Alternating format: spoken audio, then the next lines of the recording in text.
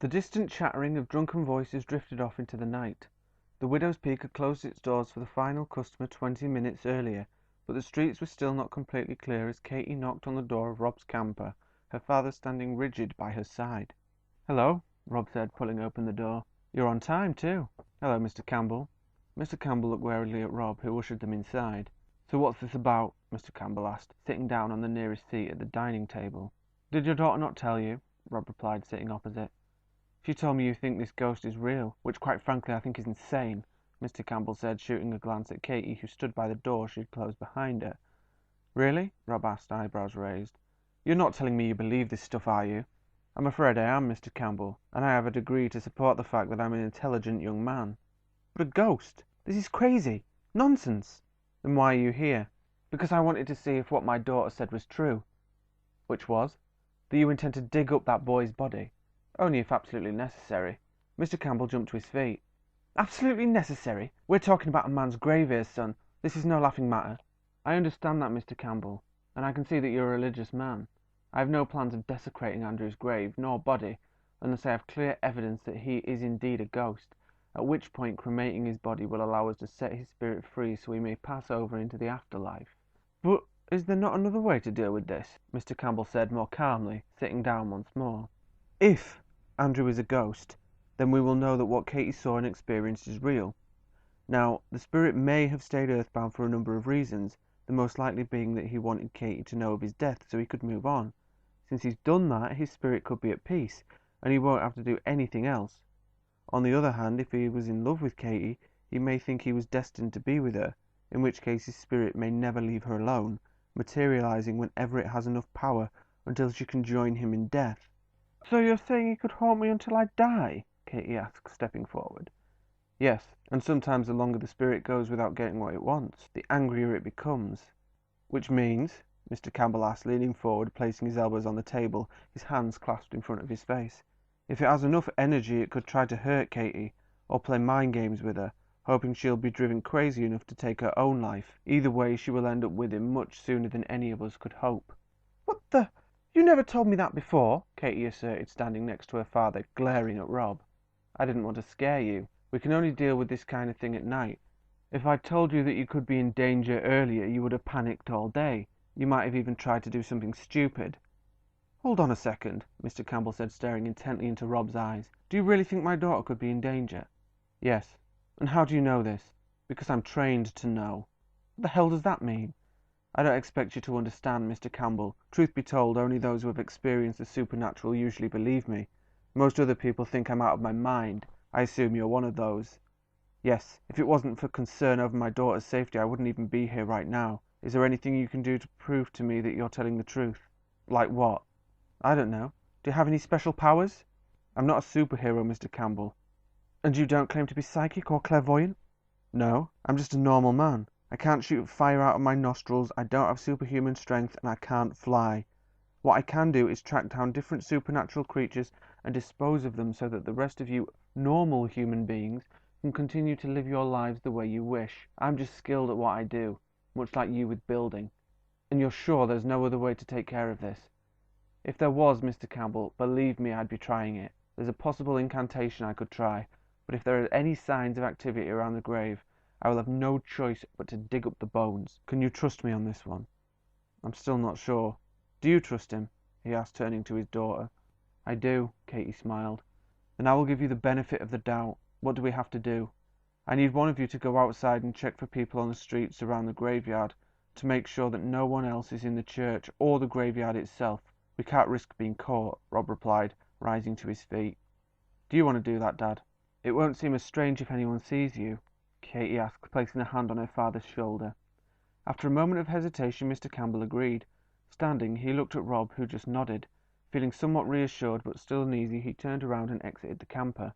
Katy watched her father walking down the hill toward the church. "Do you think you're prepared for what we're about to do?" Rob asked. "Not really. But I can't live in fear, can I?" Katy said, turning her head to look into Rob's eyes. "This is a difficult job, Katy. I try to keep the distress levels low and involve as few people as possible." "I know. I don't blame you for not telling me about what could happen. You're right about me probably freaking out. Everything is just so surreal. And you've only seen the tiniest of glimpses." I think that's more terrifying than anything Andrew could do. Just knowing what's out there, Katy said, staring out of the window at the full moon, which appeared to be hanging directly over the graveyard at the bottom of the hill. Rob chuckled. What? Katy asked. Just what you're looking at. The moon? What about it? It holds more secrets than you can ever imagine. What do you mean? Katy asked just as her mobile telephone started to ring. Reaching into her pocket, she pulled out the phone, answering the call and placing it to her ear.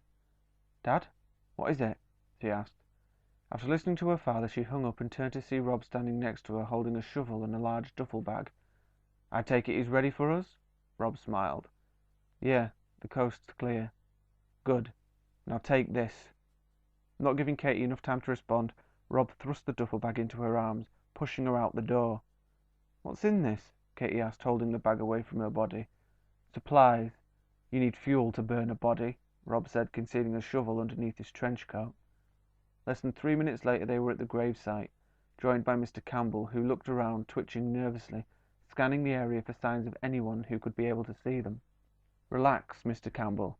I've done this hundreds of times, Rob said, taking the bag from Katy. That does nothing to relax me.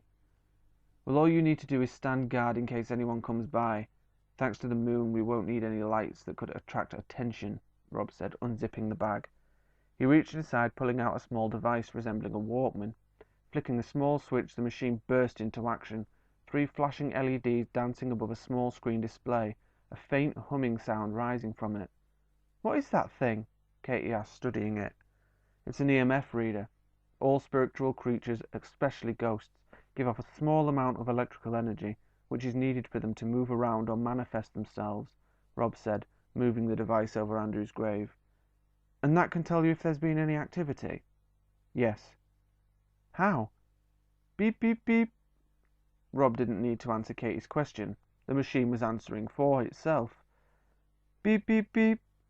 3 short beeps in quick succession sounded clearly as Rob moved the device over the area directly in front of the tombstone. That's telling me that there's been some activity here within the last few hours.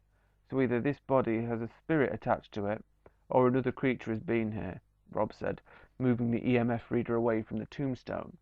And how can you tell which one it is? Mr. Campbell asked from afar, still looking around in panic. When I motion for you to come closer, Katy, please kneel down beside the gravestone, Rob said. Why? Katy asked, confused. You'll see in a second. Rob moved the EMF reader over toward the headstone. Beep, beep, beep. Motioning with his hand, Rob ushered Katy to his side, watching as she knelt beside him. Beep, beep, beep, beep, beep. Katy jumped to her feet, hearing the 5 short beeps, moving away from the grave. Why did the noise change? She asked, her voice almost inaudible due to its high pitch. Beep, beep, beep. It's back to normal now, Rob smiled. You stimulated it. What do you mean she stimulated it? Mr. Campbell asked, stepping forward. Relax. It just means there is definitely spirit activity here, and it's more powerful when Katy is within close proximity. So it's true, Katy said, mouth agape. That Andrew is haunting you? Yes, Rob said coldly. Well, fix it, Mr. Campbell said, raising his voice. Rob glared at him, turning off the EMF reader, returning it to the bag. He picked up the shovel, took a quick look around, and drove it into the soil. Katy watched on in awe as Rob shoveled large chunks of soil from the grave, making quick work of the ground beneath him. Wow, you really have done this before, Mr. Campbell said. If you ever want a job digging foundations on building sites, just give me a call. Rob chuckled as he continued to dig.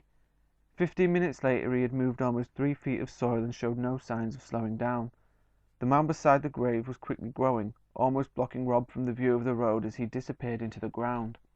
Katy and Mr. Campbell stood in shock, looking at each other to question whether or not they were seeing things as Rob continued to shovel like a machine. They eyed each other carefully as they felt a chill take over them, the air growing dense around them. Just short of half an hour after the digging began, Rob struck the hard surface of the coffin. Hey, Katy, will you pass me the brush that's in the bag? Rob asked, pointing to the duffel bag. Katy quickly retrieved the dustpan brush, passing it to Rob as he knelt down to push the remaining soil away from the nameplate on the coffin. All right, now pass me the crowbar. I need to break this open. Katie passed down the crowbar, standing back as Rob used it to pry open the coffin, releasing a putrid stench into the air. Covering her nose and mouth with her sleeved arm, Katie looked down into the grave, barely able to see anything. Rob reached into his pocket to find his lighter.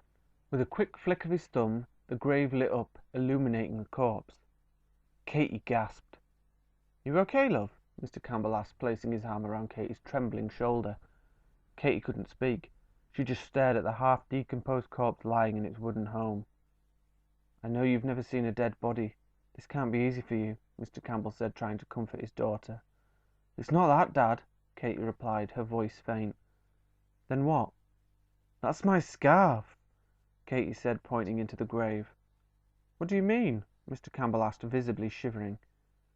"The other night when Andrew brought me to our house, he was only wearing his football kit, so I gave him my scarf to make him a bit warmer. I completely forgot about it, but it's wrapped around his neck."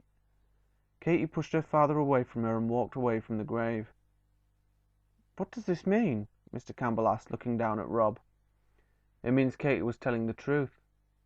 And if it actually was the physical body that was resurrected, which it must have been for the scarf to be here, we have no choice but to burn the remains. It may not simply be a ghost."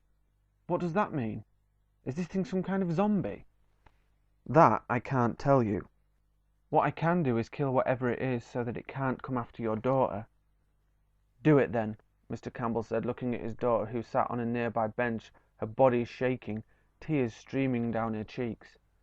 Rob threw the shovel, the crowbar and brush up to the surface outside the grave before pulling himself out. From his bag he pulled out a box of rock salt, slicing down the side of it with the silver knife he always kept inside his jacket. Turning the box on its side, shaking it up and down and from side to side, the salt dropped into the grave, crashing into the coffin with a thud.